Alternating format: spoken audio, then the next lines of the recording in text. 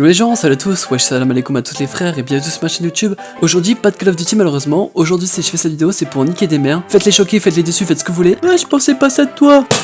Fils de pute mes lumières. J'espère que vous allez bien, j'espère que votre famille se porte bien. J'avais pas regardé série donc je savais pas sur quoi j'allais faire la vidéo aujourd'hui. Donc j'ouvre mon Netflix sans faire exprès et là je tombe sur The End of the Fucking World saison 2. Du coup je me dis que tout est relatif, je réfléchis 30 secondes et je me dis bon je vais la regarder pendant que je joue à Call of Duty. Et au final j'ai fini la saison 2 et je vais vous en parler aujourd'hui. Enfin je vais vous parler de la série entière, hein, pas forcément de la saison 2 parce que j'ai pas spoilé les ans. Les ans. Je sais même plus parler français, hein, c'est ça qui m'attriste actuellement, je fais un début d'AVC. Et c'est tous ces gens, c'est Rusty Série, j'espère que vous allez bien. Avant de commencer la vidéo, si elle t'a plu, tu peux lâcher ton meilleur pouce bleu, ça me ferait plaisir et partager sur tous tes réseaux sociaux comme ça j'aurai des vues. Donc je commence directement le hashtag, je fais ma pub sur une vidéo qui ne sortira peut-être jamais. Donc mettez-moi ça en TT France, c'est parti hein. Je veux que ce soir ce soit en TT hein. Donc The End of the Fucking World, ça parle de quoi? Un ado psychopathe en herbe et une rebelle en quête d'aventure embarquent pour un road trip d'enfer dans cette série à l'humour noir inspiré d'un roman graphique. Donc là je pense que j'en ai ému plus d'un et que tout le monde va aller voir la série parce qu'elle est vraiment incroyable hein. En vrai ça nous parle de quoi? The End of the Fucking World ça nous parle d'un mec qui est psychopathe dans la tête et il veut tuer quelqu'un. Sauf que là t'as une rebelle hein, comme c'est dit dans le synopsis sur internet,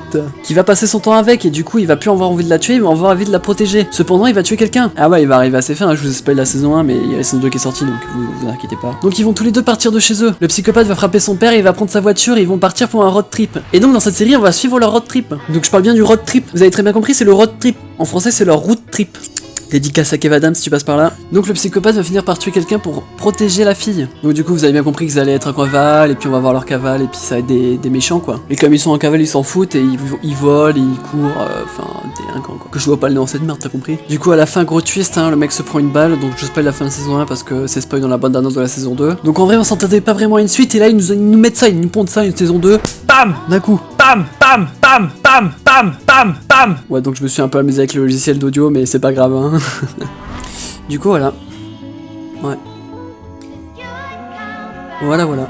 J'ai présenté la série quoi. The End of the Fucking World. Voilà.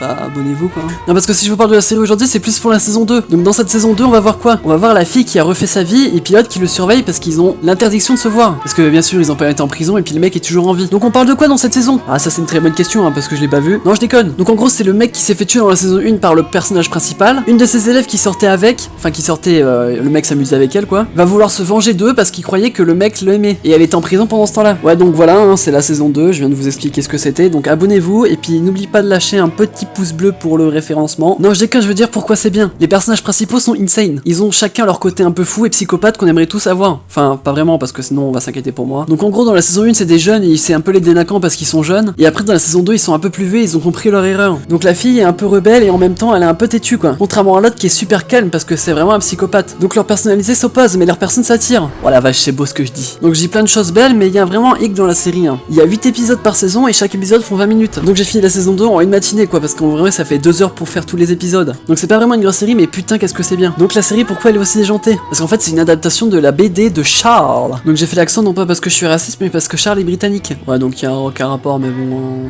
vous comprenez que moi actuellement je m'en fiche un peu. Donc voilà cette série est pour genre drame comédie, elle a 2 saisons de 8 épisodes chacune, donc 16 épisodes si vous savez pas compter. N'hésitez pas à écouter tous les OST de cette série parce qu'ils sont insane, ils savent mettre les bonnes musiques à chaque bon moment, donc franchement moi c'est la régalade. Donc bien évidemment cette série est disponible sur Netflix hein, comme toutes mes habitudes parce que je n'ai accès qu'à Netflix. Après je pourrais parler d'une série de merde qui est sortie il y a pas longtemps qui s'appelle Daybreak hein. Donc on verra. En tout cas si la vidéo t'a plu tu peux lâcher un like, ça me ferait super plaisir. Dis-moi en commentaire si t'as vu les 2 saisons de The End of the Fucking World et dis-moi si tu préfères la 1 ou la 2 comme saison parce que moi je préfère la 1 évidemment. Bah, parce que j'avoue ils ont perdu un petit grain de folie quand même. Donc moi je vous dis à la prochaine, c'était Rusty Série Corporation en association avec Téléphone Rose. Peace.